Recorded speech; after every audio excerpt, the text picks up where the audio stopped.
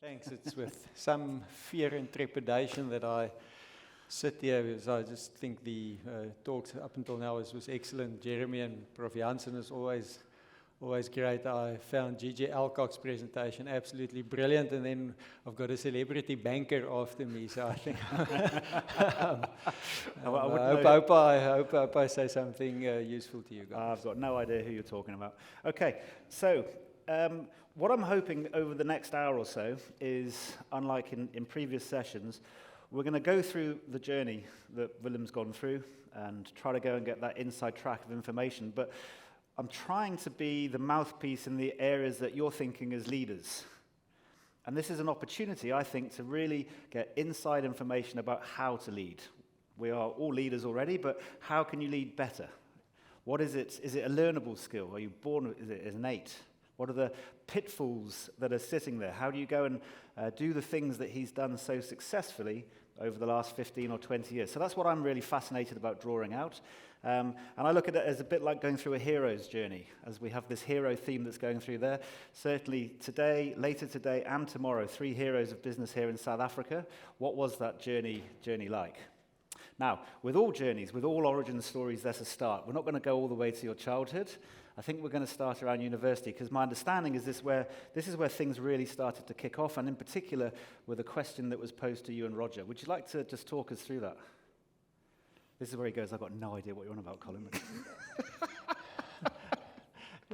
I actually don't, Colin, so... but maybe, Roger and Robler, who will be speaking to you guys tomorrow on artificial intelligence. The two of us studied together at Tukkies, at the University of Pretoria. I certainly don't come from a business background, family and so on. My stepfather is a doctor, and everybody's sort of in the professional eras, but I think through varsity and once I started working, met some incredible entrepreneurs, and I suppose that's how I sort of got into the business world and so on. But I can't give you great stories of, wanted to start a business and be an entrepreneur when I was young and started up in a garage. I think I followed a lot more of a sort of a traditional approach of studying hard at school and get good marks, and went to university, studied actuarial science, and got a job and sort of developed from there. So then when, Roger, one of the insurance companies, they had an issue in terms of pricing. How did that story then develop? That was a really interesting story. Now, look, I think you need to be able to operate and take some risks sometimes. So Roger and myself were still at varsity, and our prof there did some consultancy work on the side, I think with the knowledge of the university. And there was a small insurer who actually provided cover for Mercedes-Benz cars, mostly. And, can you remember the name? It was called Meridian Underwriters. It's actually not an insurance company. They had a cell captive and sort of a brokerage. And they were losing significant amounts of money, and one of the guys there said, but look, there must be a more scientific way of calculating the premiums, and they pretty much charged 4% of the value of the car, and that was the premium. So we got in there, managed to get some data, and built, I think, the first scientific rating model for premium rating in short-term insurance. And you would think, that would have been an obvious thing to do, but and it was only 25 years ago. Goodness, we are getting old. Premium rating in South Africa was very unsophisticated. And even with a limited amount of data, it's actually shocking that we built a model on so few policies and so few claims. But, in the land of the blind, the one-eyed rating model is king. and because we put in a proper scientific model, it's not an AI model, but certainly a statistical model, that company managed to charge the poorer risks more and the better risks less. The poorer risk left because they could get cheaper premiums elsewhere. They started to write a lot more business of the better risks, which was accurately priced. And it was actually quite amazing that in a space of a year or two, their financial fortunes or their underwriting loss ratios improved dramatically. So I think we did well for a bunch of students really not having a deep understanding of business, but certainly because we used the data and statistical modeling, which was not used by the rest of the industry and competition, we could gain a competitive advantage there. How did you meet, presumably the CEO or whoever the executive was at Meridian? How did that work? And then once they've asked you to go and analyze their book, you've presented something back which ultimately in that first 12 months led to them losing, I think it was 30-40% of their customer base. Yeah. So how did you get them to believe your model, right, and to actually take that level of a pivot, I suppose, in their business? I find it amazing. Yeah, no, look, that wasn't so much due to our brilliant presentation skills or anything. I think they were in such deep trouble, I would probably be prepared to do anything because they were obviously losing money. They thought, geez, maybe somebody at the university must have clever guys, and they obviously approached the professor there, Professor Marks, who was head of the actuarial faculty there. And and then the two of us junior guys pitched. The first thing you do is you make buddies with the IT guy so that you can get good data. And in those days, it wasn't easy. I mean, you get a hard drive that was this size, or you had to walk out with, in those days, POPI and data privacy and so on wasn't as tricky as it is today. But I think we made a compelling argument that if you're not going to differentiate between your good and your poor risks, you will ultimately be doomed. So even though you might lose lots of business in the short term, it was the right long-term decision. And you were never nervous as they started to see... Fake it till you make it. No, I don't know, but I'm sure we were. What happened next? So after that, obviously that gave you a leg up because now that's certainly a good CV adder. It's no longer we've just been students. You've got something which every employer loves to see in their potential employees, real evidence that you can bring benefit to the organization, and you've done it. Most employees wouldn't be able to go and show that track record at that age. What happened next? Correct. So what happened next, Colin, isn't as exciting as you might think. I actually stayed on at the university. It was fantastic. I was a junior lecturer. I can remember it until today. I had 55 days of holiday.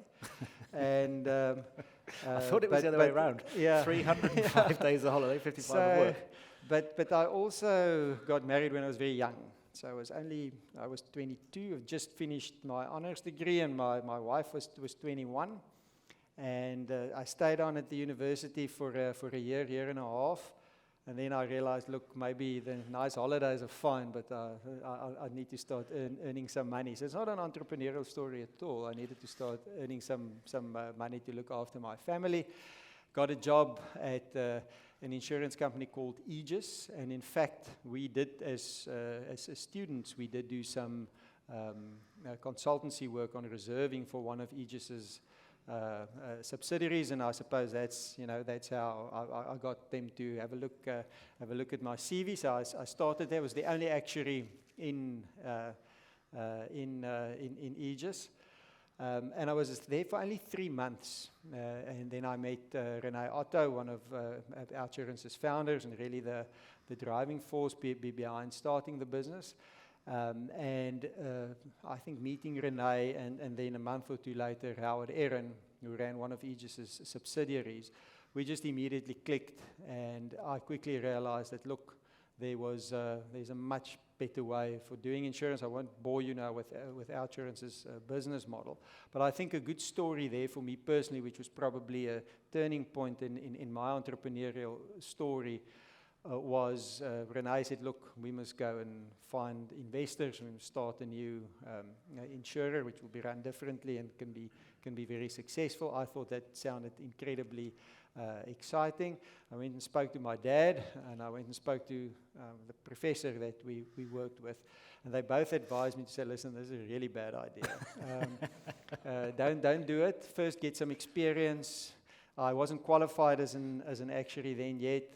Still need to had quite a number of exams to go and complete, and that's the best thing to do. And then afterwards, you can go and try starting a business. So disregarding their advice, I suppose, was the best thing I did in my life. And then joined Renee and Howard, and we battled through a convoluted set of circumstances. Had an opportunity, and Laurie Dippenaar, who was the CEO of Rand Merchant Bank back then, saw, and they were shareholders in Aegis. And he saw a presentation we did, and we explained the business model. We wanted to go direct, give really great customer service, and a very accurate pricing strategy. And Laurie said, that sounded like a good idea. You guys, you must come and see me. And I'm still amazed today. It's a real testament to the entrepreneurial culture in the first Rand group, that between Laurie saying we must come and speak to him. Look, we built business models and spreadsheets and PowerPoint presentations, and 6 weeks later, we raised 120 million rand in 1998, which was a lot of money back then, from RMB backed us to start Outsurance. Were you not bricking it? Were we not? Bricking it. So you're in the mid-20s, you're married, you've got no experience. You've been put in front and succeeded to go and get money out of one of the most senior CEOs in South Africa. They give you a check for 120 million. I mean, what was the conversation when you get back to your wife? It's going to be fine. We've got this vague idea. Or were you always confident that it was going to work? I don't think you ever sort of consider it that it won't work. And look, I actually think it's easier to do it when you're that young. Didn't have any children, got a good qualification. If it doesn't work out, can go work for Sanlam or whoever. I had a bursary at Sanlam. It's no reflection on Sanlam. I see Charmaine sits here. Johan van Zyl did an absolutely amazing job at Sanlam. The Sanlam back then and the Sanlam now is not the same business. But in any event, so I actually think it was easier to do it back then. And I also don't think opportunities in your life necessarily come in a certain order. Maybe it's sometimes quite random, and I think I was fortunate to have gotten a very good opportunity very early on at the start of my career. And I think looking back, it was a no-brainer to have done it. But and those were also times interest rates went up after the collapse of the Asian markets. Interest rates in 1988 hit 25%. We're sitting with the high interest rates now. So we started the business in that environment and so on. And I always remember we didn't even consider the macroeconomic environment. It was almost completely just noise. Just focused on what we needed to do, and got the business going. Fortunately, got some funding.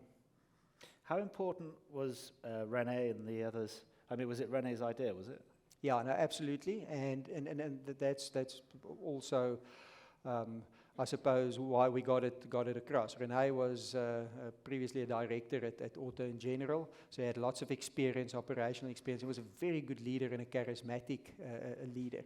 I suppose one thing which is a very good principle if you do start a business, I think it's almost rare that you have this unique Elon Musk type of uber competent individual. I think your chances of success is much better if you have a team and the team's got complementary skills, and the team can fill each other's gaps and so on. So between Renee, who really understood the business and was a charismatic leader, I was the numbers guy and the finance guy, and Howard Aaron was an IT guy who had a unique ability to build really complex industrial scale systems in the old days when you didn't have cloud infrastructure and the stuff at very low cost. So, and he's Jewish, so he had very great business acumen as well. So I think, we had really complementary skills, and it worked well to get the business off the ground. And obviously that appealed to Laurie and the board of RMBH to entrust us with the money. So how long did it take from that initial, that idea being discussed to actually the first release of actually a product? So the first customer. Yep, it took. We started building. It took about 9 months for us to build the systems and then launch the business. So in 9 months we built systems from scratch. We didn't buy any insurance system. That's how we got the costs down. Got an insurance license. And these days it'll take you years to get an insurance or banking license. But still, that's quite a long time. So you do have a luxury. I think today you would probably, if you do have the regulatory framework and you do have a license, getting the systems and so on, you can do it much quicker. But the fact that we wanted to build our own systems and ensure that systems could deliver on what we wanted to achieve took us a bit of time. I must say there I did take some stress and so on, because now you started to advertise unknown brand and you wondered, listen, are these phones going to ring? Because they had a call center model. You advertised mainly in newspapers, can you believe it? And you hope that the phone would ring and you'd sell some policies and that the systems would work. We'd collect the money, we'd calculate the premiums correctly. Yes, it was fun and games. Was this a build and hope they come, or did you do a lot of market testing and clever analysis in the sort of build up? So I don't think this is good advice. The only thing we did was, you obviously needed to start with. So I think Outsurance is a success. There's a deep pool of data and very accurate statistical models on that data to determine exactly that this person driving that car, living there, etc., that's what the premium you need to charge. Obviously, when you start, you don't have any of that. So what I used the call center for was not really market research, but before we launched, they had to phone all the other insurance companies and they pretended to have a certain profile. So at least, you started with market data. So, okay, somebody of this age and of that age and of that age, what type of premium should you charge? And it was a bit cowboy days, but we got through it and we learned quickly. I think that's especially for a new business, you must learn quickly and you must use data to make correct decisions. But even though you can become very, very sophisticated in using your algorithms and data, if you're directionally sure that you must make decisions very quickly. You could immediately say, okay, maybe this specific car, that you don't have quite enough data to say you need to put the premiums up. But if you half should do it, on balance, I think you're going to be correct more often than not. Later on, when you have lots of data, then you can become a lot more sophisticated. What year was that now? This is 1998. 1998. When you look back, although you might have not known it at the time, you're talking about using data and you're failing fast. Would you say that you were running a model like an agile at the time, which I'm not even sure that this would have been known about in South Africa? Absolutely. This was really text in. Yeah, later on in the business, I actually had to go and Google agile and so on, and then realized how it followed an agile coding model back then, even though waterfall, I think, was a way to do it. So, giving the ability, and I think what he did, which was quite special back then, is that if you wanted to change the rating models in a traditional large insurance setup which ran a mainframe or AS400 system and so on, that would be a spec that you got into IT. They had to code the rating, needed to be tested, and 6 months later, eventually it'll be rolled out. So, and I told Howard, no, but listen, if we see they stealing BMW M3s, we must change the rates tomorrow.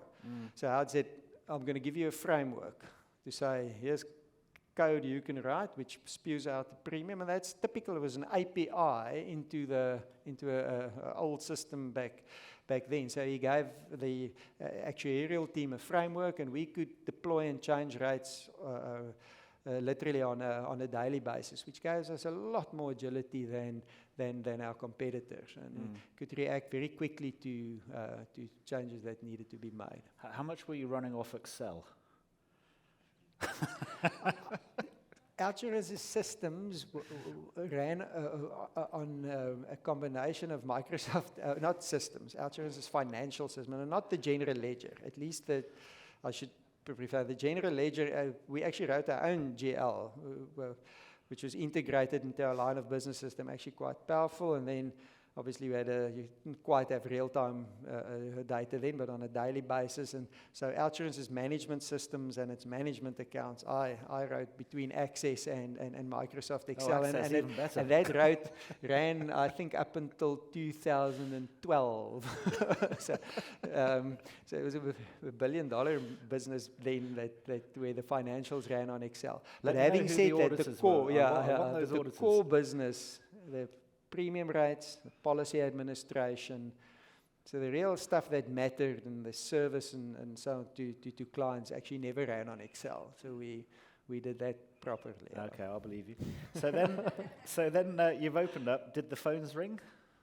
The phones started ringing on day one, probably in line with our plans, and they never stopped ringing after that. So I think we were just very fortunate. I don't think ever in business you should underestimate the role of luck or having good fortune. I think that's just plain arrogant. But I think we launched at a really good time. Consumers were under pressure. We had a really good product. The outbounders was cool and so on. So I remember our business plan. Said initially we said we need 200 million rand to start this business. It's gonna have 120,000 customers and so on. We presented the plan to Larry Dippenaar, and Larry said, "No, that's too much money." The group didn't have that type of capital at that point in time. And I remember I asked Larry, because Renee and Howard's eyes were this big, we thought we were going to get rejected. And I asked Larry, "But how much money do you have?" I can build a new plan. It's not a problem. And we went back a week or two later with a smaller plan. And of the 120, they only needed to give us 90. They obviously funded it incrementally. And I remember GT Ferreira told me, or told us afterwards, that you must remember 94% of new startups fail. So you need to run and run fast. So we actually built a business that it would be profitable and eventually end up at about 80,000 customers, and we thought we'd have a nice business, and obviously it grew to a much larger entity than we ever thought it would. So I'm trying to divide this in sections. We'll go to the growth stage in a minute. One more question for me on this, but if you've got a question now about these early startup days, then post it or hold your hand up. I'll come to you in a sec. I was chatting with Charles Savage. I've interviewed him a couple of times. I love his story. I think they beat you. I think they got their first product out in 6 months. But his fundraise there was, in his words, off a bit of sticky tape, where he essentially went through, was it Mark Barnes and Paul Harris, I think, wasn't it? Yeah. Just saying, so what is your business model? And he just said, I want to democratize investing into equities. No numbers, no data, no obvious model for profitability, and somehow he managed to go and talk him into it because of that, I guess, that sort of purpose and the imagination that he presented to those guys. How did that work for you guys? Was there a clear purpose that sold the idea, or was it literally the data that was enough to get it over the line? Yeah, I think we followed quite a different approach. And I think we did have a very good purpose in that we said that the service the typical customer received in the short-term insurance industry, if you had your car stolen back then, it was a 6-week waiting period, and so you really got poor service at claim time. So if you can address the service issue.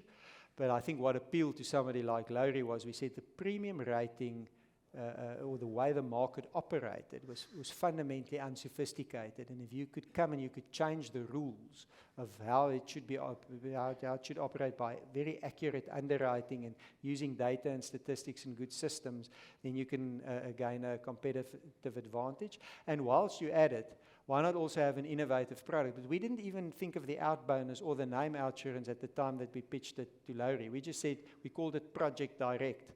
It would be an insurer that dealt directly with its customers. So in other words, you advertise and you don't go through intermediate, through brokers, so you save on the commission. And we built more of a spreadsheet. I mean, so which detailed we needed to sell so many policies, we spent so much on advertising, so many leads, so many policies, this is what the claims are going to be. So, you know, even back then it was our proper spreadsheet, which You know, and look, insurance company is a complex thing. Not that share trading isn't, but it's you know. So we had to make all of these financial dynamics work. So you know, this wasn't something like we're going to democratize insurance. It was a very much hard-nosed, well thought out plan. And I think both could work. I'm going to go back to Charles and tell him that this was a lot more complex, not easy like equities. And Anyway, Tom's got a question. okay, at the back. Sorry, just on that note, and I think you were sort of almost getting there. There was something that was killer that differentiated Outsurance, I'm sure, that got the customers to phone. How did you get onto that? How did you get that right?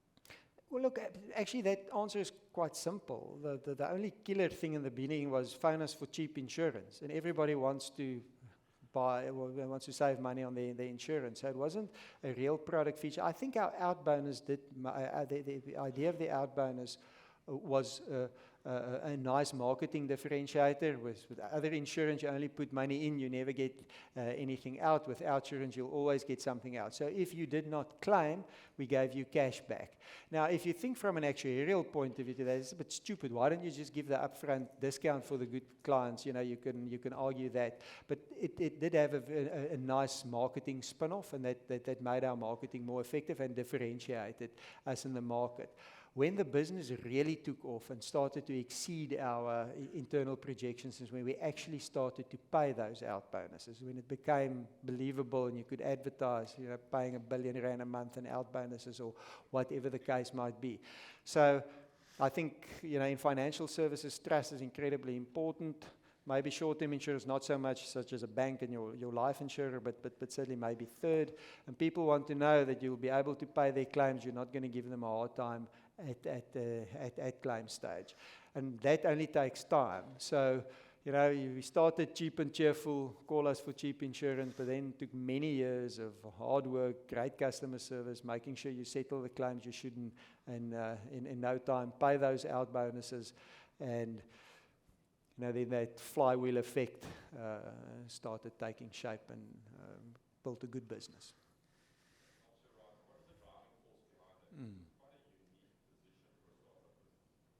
Great I think question. that's a really, really great question. So I have to be honest. So the business model and the spreadsheet was very well thought out.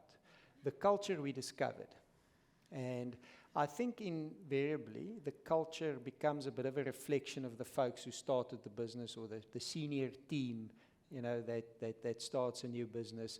It's a huge influence on the culture.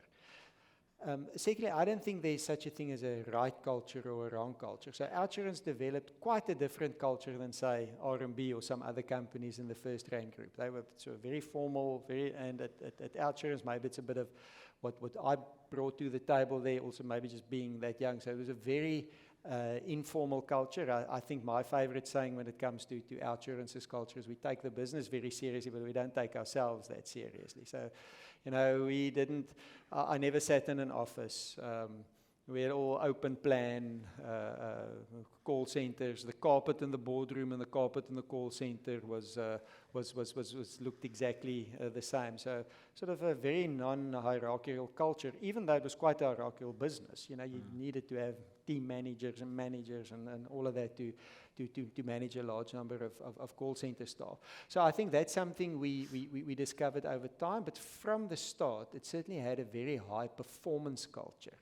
I think there must be very few successful businesses that don't have high performance cultures. You know, if you have to deliver and you have to work hard, be honest, and deliver on what you set out to do. And I think one of the ways to do that at scale is to really incentivize people. Now, to incentivize salespeople, that's actually relatively easy, and most businesses would have, say, salespeople on some form of commission.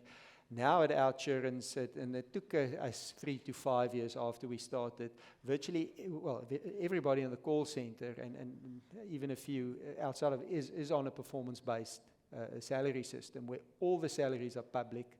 You can see exactly how somebody's salary is calculated. It's done on a daily basis. You can see what the metrics are for a claims person or a client service person, and so on. In fact, at Outsurance, we probably now have 6, 7 actuaries working, or statisticians, working only on how to incentivize the staff and building the systems so that they can see their performance in real time, and so on. That's enormously powerful to do that. Then you incentivize the individuals, and you want to have a nice culture so that, it's not just about you as an individual making money, but as a team you want to achieve, and as a company you want to achieve. But that is something we developed over time, and wasn't necessarily part of the thinking right from the start. How did you have how did you come to the decision to do that? Because it's all very well looking back and saying, because you just mentioned a couple of things that only really the best companies are doing. You were totally transparent with the workforce about the kind of salaries and the bonus structures. Very few companies do that. You were using a lot of data to go and drive and analyze, so using the actuarial piece to go and assess what was going on. And you gave the staff autonomy to take decisions, which I think are like 2 or 3 really brave calls to do when you've never run a business before, 29, 30 years. Was it obvious to you, or how did that? No, it wasn't obvious. And again, that's where I think if you have people with different skills. I remember it very well. It was actually the guy who ran claims, and later the whole operation said, look, why are we paying our salespeople on a commission? Why? As a claims person who gives better service, works harder, can do more claims, gets better customer satisfaction feedback. We did CSI scores, that's become standard practice now, but we did that from 2000 on, and that affected people's salaries. So, the feedback we got on all electronically driven from customers about this claim person's, the quality of their work affected that person's salary. Now, sure, you can't do that over a month. You needed to have, say, 3 months worth of data to make it statistically predictable. But it was one of our senior people said, listen, we need to implement that. I think if you think about it from a first principle point of view, surely that is a good idea. You could say, listen, but is there not subjectivity and so on involved? You take all of that subjectivity out because you can measure everything. You've got good systems that can execute on it.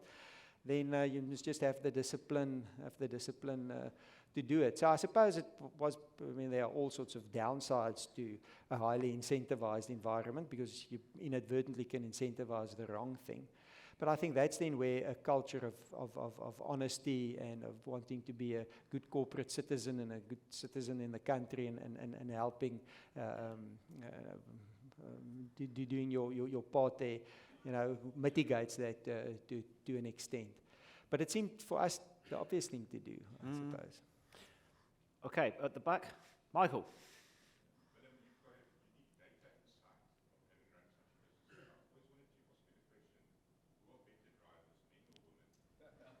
That's an easy one to ask, and the woman is about 10% better. You get about a 10%.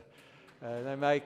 In fact, the claim frequency is actually very similar, but the claim severity is lower for females. And I personally, here's now just a good example. All insurers do it these days, but that's a type of thing. Now, this is now simple, but what AI is doing today in terms of technology, maybe the simple thing we got right from a statistical point of view is to deploy a generalized linear model on our data. And instead of just doing normal regression and getting the least squares, you do that with a multivariate analysis. And the important thing is to go and think about and identify that intercorrelation between rating factors, and you want to minimize that. So it's a long, fancy way of saying, you can say, all right, females are better, should have lower premiums than males. But young females, for example, young males and young females, there's a huge difference, particularly if the female's married.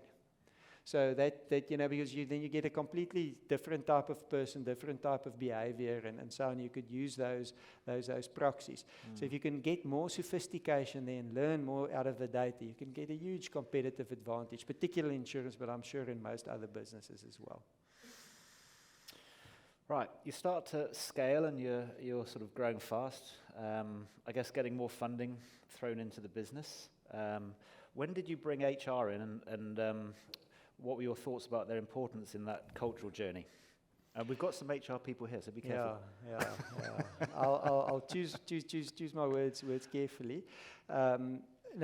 Look, I think this was a great advantage of having people like Larry Dippenaar and so on the board, because I think RMB, the investment bank, really had a great culture. But they had it, I want to say, had it easy, because you get sort of the really top echelon, top people. I mean, investment banker, you don't manage. They work for themselves and just make sure that they don't blow up by doing stupid trades or whatever the case might be. When you have a large retail organization, I think it is... it is quite different. So, look, we've always believed that HR is the job of line management.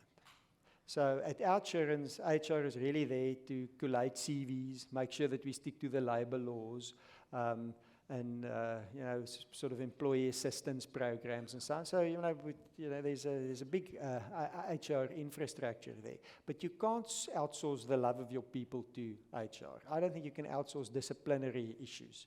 You can't outsource. I mean, the recruitment is just to sift through CVs and so on. Our team managers in the call center, I mean, you talk about autonomy at Outsurance, they were paid on the performance of the people in their team. But if there was say they were paid partly on the amount of premium the team wrote. So if one team member resigns, you only have now 9 members in your team, and then you got paid less. So it was amazing how quickly they, made sure that they recruited staff and so on to make sure that the place was adequately staffed. So I think HR is a line function. And you do need an HR infrastructure for a large organization, but that's for the hygiene functions, not the love of the people. And how did you run the recruitment process? This is something where Google, for example, have said often, all of their senior leaders over the years, and they haven't really changed much, they would prefer to hire no one than to hire poorly. And they've tried lots of different models, and therefore they've been at times where they can't actually keep up with demand and offer the services they want because they're just not hiring people. They're just unhappy, uncomfortable. If it takes 6 months to get the right person, they're going to wait 6 months. And then on top of that, they've tried lots of systems, lots of different interview formats, lots of quizzes and tests, and they're continually experimenting. What was your kind of process on that and your views? Because my view is really simple. If you get the wrong people, it's a lot harder to get them out once you've got them in. Now, I fully agree with you, and I don't want this to come out the wrong way, but we sort of really differentiated between the process of hiring knowledge workers and the process of staffing our large call centers correctly. Now, you have to understand it's now 87% of the folks at Outsurance sit in our call centers. So that was where the big focus was. I think we should be a lot more sophisticated in how we hired people there to understand people who will fit culturally, people who can handle the pressure, etc., etc. But yes, we grew so quickly, and we also had high staff turnover there that you appointed so many staff. It was sort of literally, can you have some basic skills come, and the system would spew you out because you were on a performance-based salary system. Would spew you out if you couldn't perform and if you culturally didn't fit. When appointing knowledge workers from IT programmers, actuaries, finance staff, etc., so I think you need to be a lot more careful. I think that's one area. If I had to go and do it over again, I would like to have been more sophisticated. So, South Africa, you don't have the surface of skills. So the Outsurance was actually, maybe in saying the actuarial department, we appointed 5 actuaries a year. And we went to Tukkies and Stellenbosch and picked the top 10, asked them to come for an interview, had a discussion, and that's how we appointed people. We almost never appointed people from the outside. Maybe 1 or 2 instances when we wanted to start at a new business, like a new life insurance company, you needed an actuary with deeper life insurance skills. But otherwise, we literally just recruited the brightest people. But not just, I'm saying the brightest people, you had to be bright, top 10 or 20. And then hopefully not a complete space cadet. And then you need to be lacquer as well. And then you could come and work for us. Okay. Okay, questions? That's got them all quiet. Yeah, we were pretty unsophisticated when we came to that. Okay, so then tell us about the rest of the story. So, well, before that, so you're still. How important were the investors behind you? You know, the guys at R&B and these Yes, guys, and yes. how and what was that relationship, you know, like in terms of their involvement? Look, I think we were incredibly fortunate, and that's just another one. So we only had one investor. They gave all the money. They had the culture that we could also participate in the equity and so on. So many of Outsurance's top people became shareholders and so on through long-term incentive schemes and the like. But it was really fantastic having a single financially strong shareholder. And look, they approved 90 or 120 million. We only used 90. Because, you know, insurance, also especially short-term insurance, it's got nice financial dynamics. You know, if you get your pricing right and you don't pay out too many claims, your customers provide your working capital because you take in the money first and you only pay the claims later. So it's a very cash flush business. So after the 90 million, we actually never took in any more capital ever. Because we just generated it ourselves. So we never had the issue of road shows, begging for money, down rounds, and all of the noise that sort of burdens, I think, entrepreneurs. Now, I think our story is quite unique there. I think it's going to be exceedingly hard to replicate. We had an anchor shareholder, we had a phenomenal chairman who dealt out the clapper when we started deviating from the strategy. Fortunately, that didn't happen too much, and was supportive when we needed advice and so on. But otherwise, you know, we actually, and that's probably one of the reasons why the business scaled nicely, is that all of the effort and energy every day just went into making the business a better place, improving the systems, improving the service, making the rating models more accurate, giving customers better products, etc., etc. Was there pressure to scale faster, to grow bigger, to generate more profits? No, never. So I think, you know, I mean, you read the Silicon Valley stories and so on, and that wonderful story, one of the guys who started Amazon Web Services, who pitched it to Jeff Bezos, we said, yeah, it's a good idea, but just make it 10 times bigger, then I'll listen. I'm not sure if it's a South African thing. Maybe it's also a bit like Lowry was quite a conservative guy. So we never had pressure to grow quickly. Profitability was more important. Just, you know, in insurance, typically if you grow very fast or very quickly, it's because you got the pricing wrong. And then all the trouble is coming downstream. And, you know, you think it's going well because you get lots of cash and stuff in, but then you need to go and need to pay it out later. So you have to be conservative and more circumspect there. So unfortunately, no, we weren't this hyper Silicon Valley story. It just took long, hard yards, and I think we sort of grew in a responsible fashion. Do you want to answer either of those questions? I don't know. I'll let you decide. Who's the better investor, an accountant or an actuary?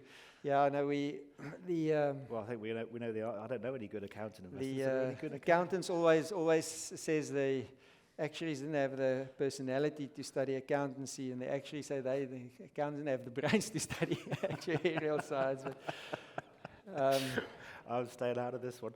So I don't know. Probably the accountants. So it's all going really well. Why did you decide to leave? Were you just bored or something? Or?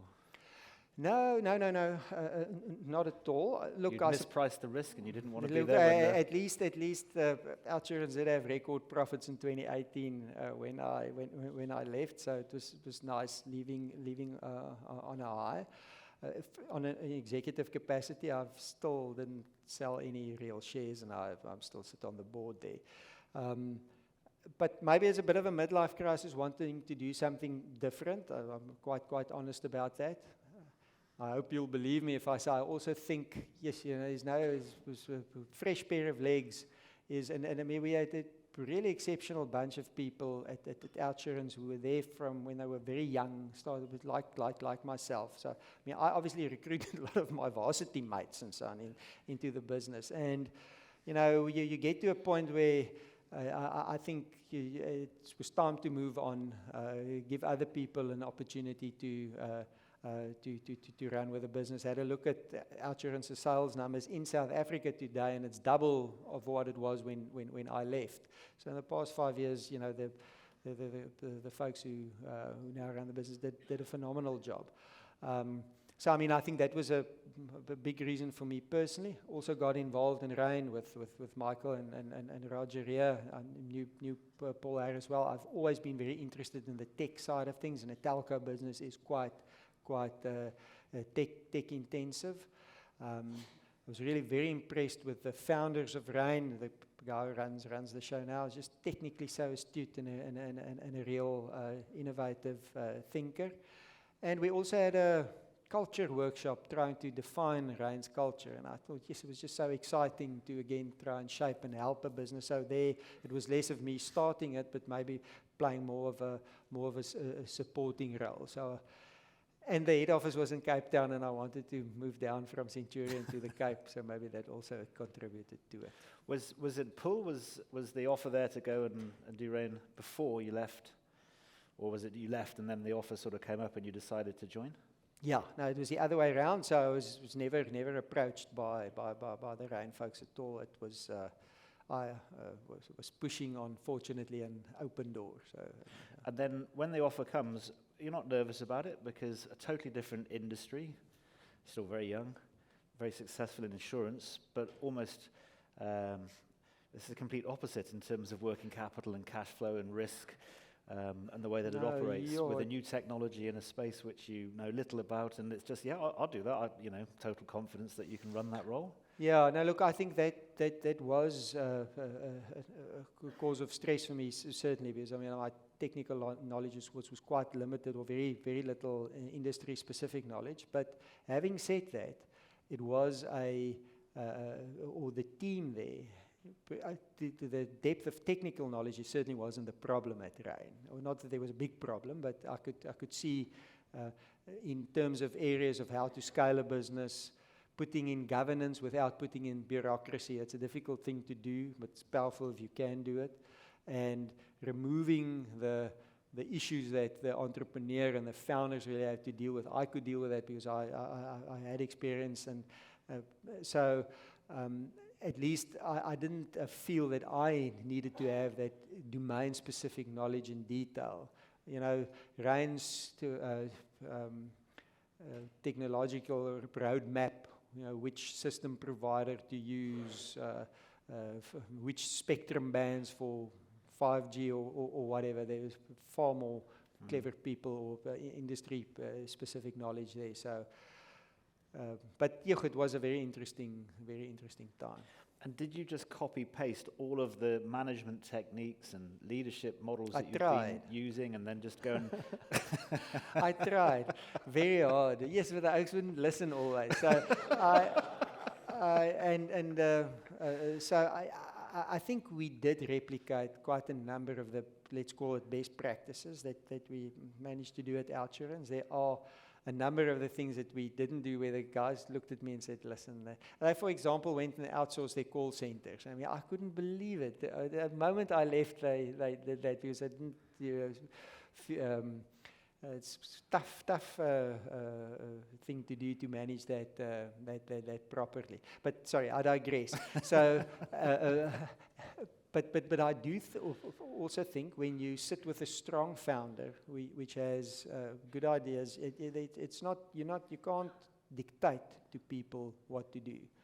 You can give advice, and it's up to them to listen. If they really then it doesn't work, then you have to step in. But overall, it worked fine, and I think enough of the good things I learned at Outsurance got implemented at Rain, but certainly not all. Questions?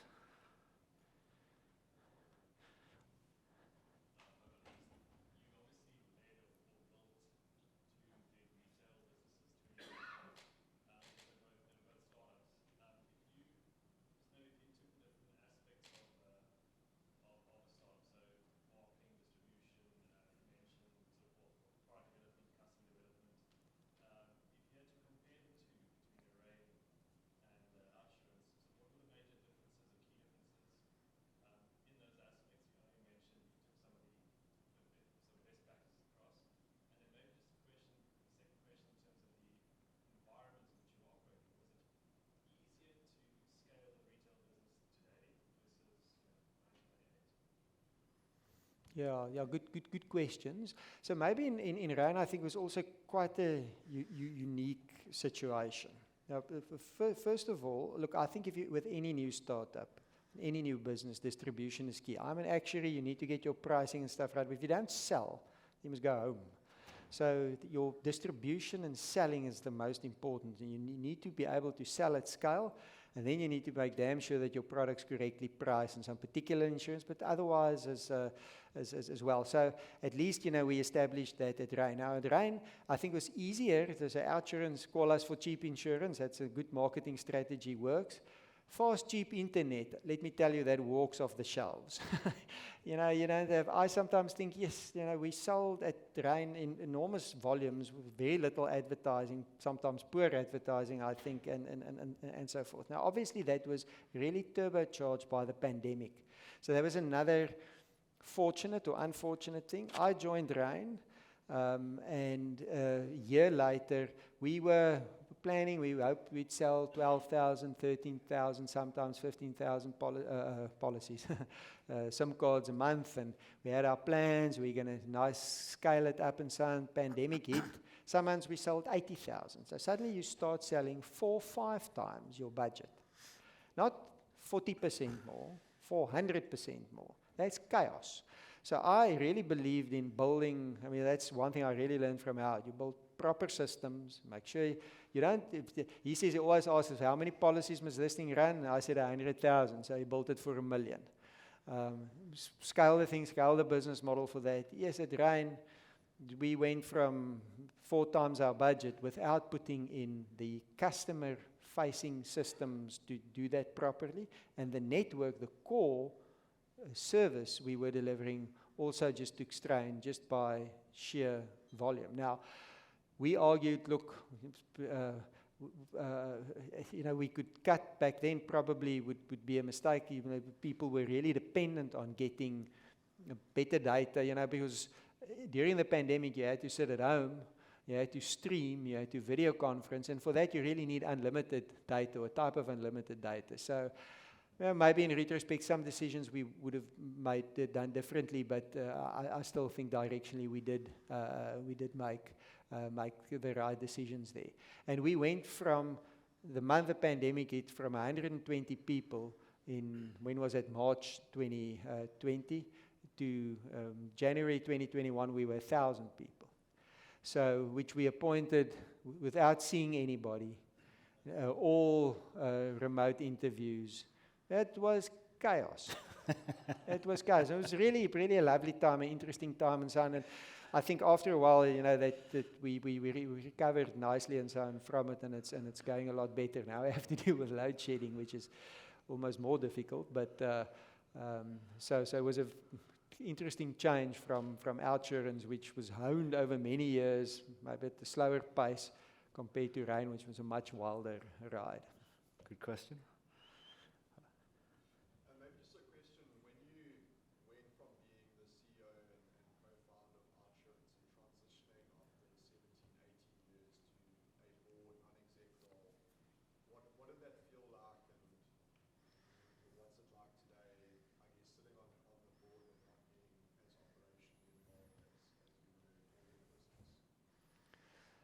Yeah, many people have asked me that, and it's also sort of walking away from your baby almost, or your life's work in a sense. Strangely enough, I didn't find that too difficult at all. Yeah, it was actually nogal lekker. The one thing I immensely enjoyed of being part of a startup is sort of the operating, thinking about how do we improve the product, how do we make the systems better. The rush of figuring a rating factor out which the other guys aren't using and getting better results and beating the competition. Yes, those things were really, really liked it. Dealing with hardcore operational matters. First of all, sort of people that are unhappy, particularly about their remuneration, which you can understand. I think we had a culture of not having politics in the business, but that's, any large business has politics, and, customer complaints, dealt with a lot of that at Rhine. isn't always the nicest. So I have to be honest. I don't miss that part of it. That Outsurance also became quite a lot of governance and so on. And I realized maybe in some audit committees I must shut up because I'm going to cause more damage than good. But transitioning, I'm really fortunate. I'm very thankful for it. I love sitting on the boards. It's really nice being a part of it. I speak to Rain CEO and Outsurance CEO on a weekly basis, but I don't look over anybody's shoulder. They run their businesses. I have advice. It's use it, don't use it. And that's the way, if I can do a bit of a punt for the business we're involved in now at AI Capital. If we invest in businesses, we're there to help and give good advice, but the people who run the business must make the decisions and must take the consequences of that decisions then, but you can't be a backseat driver. I have little time for sort of the armchair critic. A lot more respect for people who are on the field. So we can give advice, but every situation is different. Every industry is different. There's no formula for success, and hopefully people must be open to listen and to experience and good insights, but then they must make the decision. And it's usually intellectually stimulating on what we're doing. I find it very interesting. And sure, we're responsible for the investment performance. You don't want to unnecessarily lose money, but not being operationally responsible for delivering on those things, because I think that that's where really great businesses outperform the rest, is the discipline of execution. I think execution trumps strategy in many cases, particularly if you're in a tough economy and you're not in Silicon Valley where you can get exponential growth. You have to do the hard yards. So maybe sitting a bit on the side but still being part of the action I really enjoy it. I think over there was a hand. Okay. Reid often talks about letting fires burn. So as a business is growing, there's only certain things you can focus on, other things get less priority. So across these businesses, did you let fires burn? And what were they? Yeah, so I fully agree with that.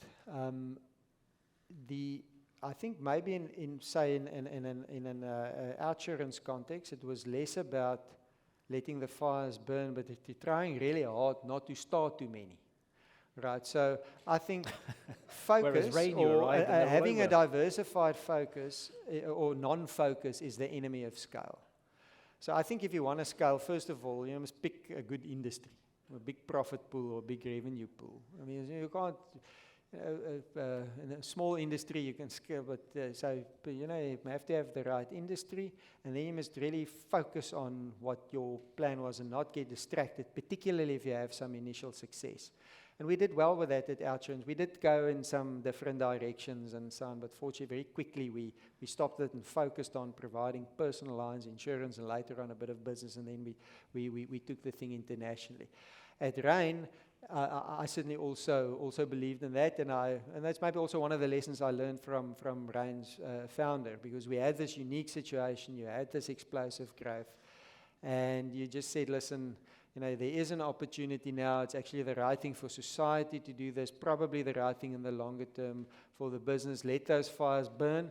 We try and fix the core stuff, and eventually we'll get to the less important stuff. So yes, you must focus on the big things. You must try and do.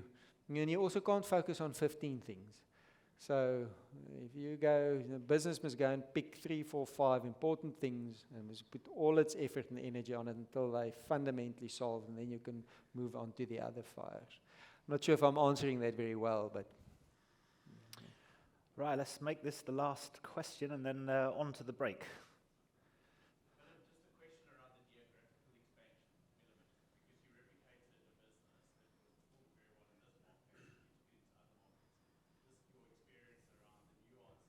Yeah.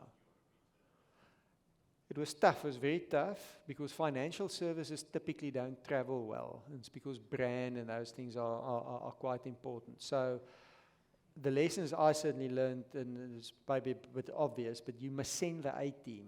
We took, of Outsurance's 10 top people, 5, 6 went to Australia.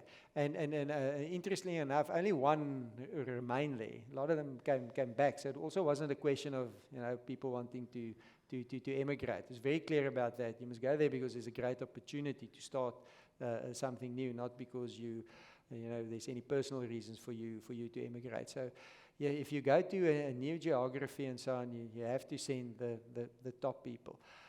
Most business people will tell you, listen, you need to learn the market, you must go and tweak your business model to fit into that market. I think there is some truth in that. At Outsurance, almost every instance where we deviated from our core principles was a mistake. And we're doing virtually everything in Australia as a carbon copy on what we're doing in South Africa. So I think that may not necessarily always be the case, and some markets are different and distribution is different and so on. But that's why I think you must actually go and pick a geography where you're quite confident that your secret sauce will work, compared to picking a big market and hoping you're going to figure out a new secret sauce. I'm not sure if that's always the case, but that was certainly our experience. And it was a really great thing for us to have started that business, because it gave very competent and senior people in our business an opportunity. And Australia's a tough market, but fortunately we did well there. Maybe a last one on geography, and then we went to New Zealand, and we were quite arrogant, sort of very arrogant in how we approached it, some of the advertising we did there, and so on. And we didn't lose our boots. We actually sold it for about what we invested in the business, but a key thing in insurance is persistency. If you can't keep your clients long enough, and an Outsurance persistency in South Africa is 3-4 times better than the rest of the industry. That's why it's such a phenomenal business. In New Zealand, we were 3 or 4 times worse because we got a bad reputation. It's a long story, but so we lost a bit of our boots there. Awesome. Willem, thank you very much. Only a pleasure. Thank you.